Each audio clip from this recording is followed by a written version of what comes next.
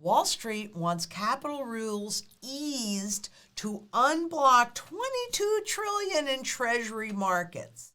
Well, what does that mean, right? Because you read that and it doesn't seem so, okay, fine, they want that. Well, right now they have to put a certain level of reserves in case there's a problem. They have to set those aside for treasuries. But they don't want to do that because they're making so much money trading. They want to use whatever money that's in the system that they can. And we've seen them change these rules before, like 1995, when they set up the sweep accounts that enabled them to take your deposits, sweep them into sub-accounts in their name that they can then use as collateral for whatever other loans and trading that they want. So this would be another level of that. Do I think they're going to get it? I don't know. We'll see, probably, but I don't know for sure. The Fed will now, though, embark on a review of the requirements blamed by banks for reducing liquidity.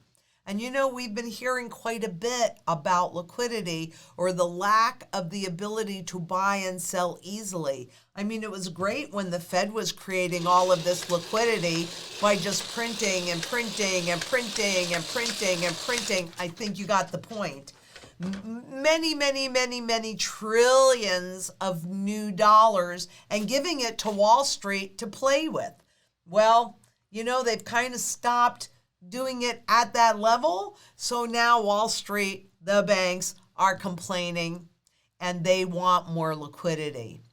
Banks have long argued that reducing their capital requirements, in other words, their reserve requirements, by exempting treasuries and cash reserves from calculation of their so-called supplementary leverage ratios would allow them to participate more in the market. In other words, they want to be able to trade even more.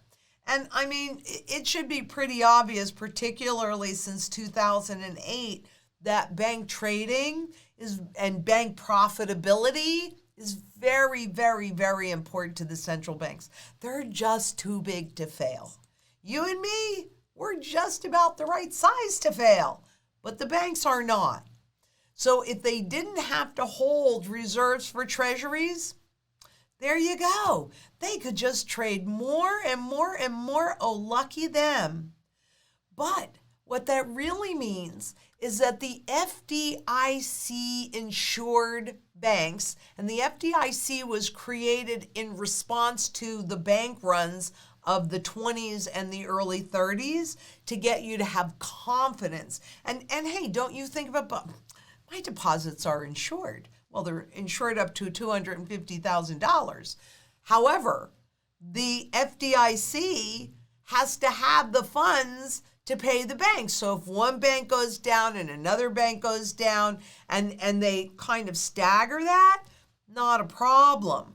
But in 2008, the FDIC actually admitted that if even one more small bank went out, then it would be obvious to everybody that they had no funds for this. And they were in a deficit. So they're no longer in a deficit, but they have roughly a penny, a little bit more than a penny to insure every dollar. So as long as the banks go out in an orderly fashion, you're never going to know how much at risk you are. But in this current environment, can you tell me, put hopium away and tell me, do you really think it's going to be that nice and orderly? Because what they're talking about doing, no, I don't think this is going to be orderly at all. Liquidity in the market for U.S. government debt has deteriorated as banks have pulled back from their traditional market-making roles.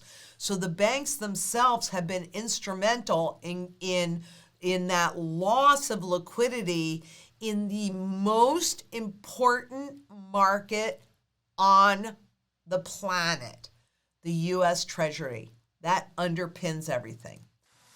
If you like this clip and you want to watch the full video, just click right here. And to subscribe, click right here.